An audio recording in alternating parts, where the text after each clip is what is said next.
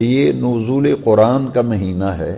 اس مہینے میں ہمیں چاہیے کہ ہماری کوئی نماز بھی تکبیر اولیٰ کے بغیر نہ ہو۔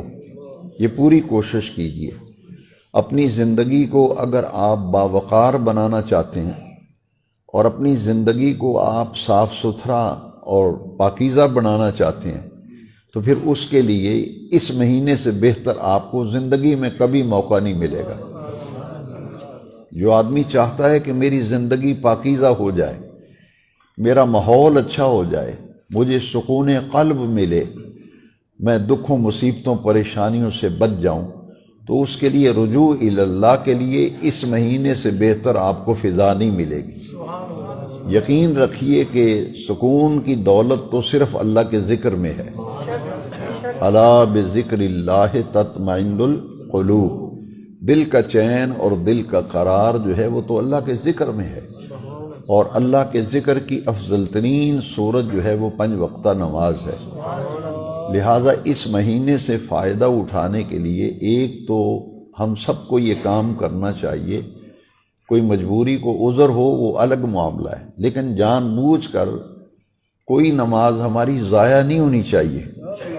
کوئی نماز رمضان شریف میں نہ قضا ہونی چاہیے نہ ضائع ہونی چاہیے، اور اللہ کریم توفیق دے تو آج سے میں اور آپ عزم کر لیں، ارادہ کر لیں کہ ہم نے جماعت کے ساتھ تکبیر اولیٰ میں شامل ہونا ہے۔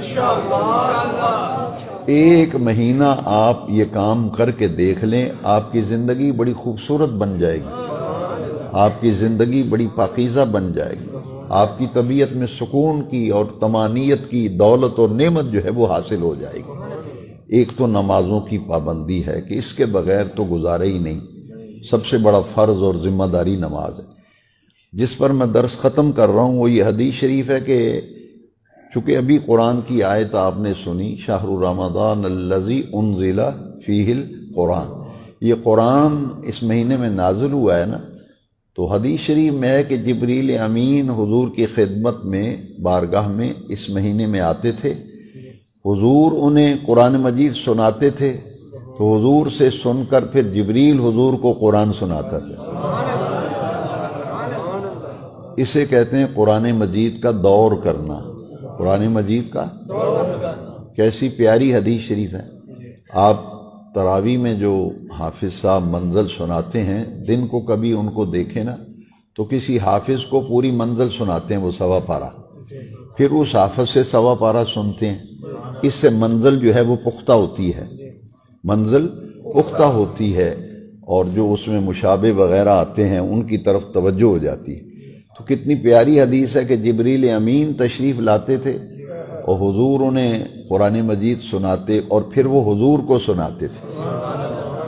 اور جو حضور کی ظاہری حیات طیبہ میں آخری رمضان شریف آیا تھا، اس رمضان شریف میں پورے رمضان میں ایک قرآن جبریل حضور کو سناتے تھے اور حضور ایک پورا قرآن مجید جبریل امین کو سناتے تھے۔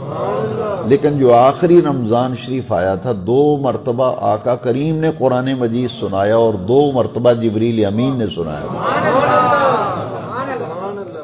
ایک نمازوں کی پابندی اور دوسرا قرآن مجید کی تلاوت، چونکہ نزول قرآن کا مہینہ ہے۔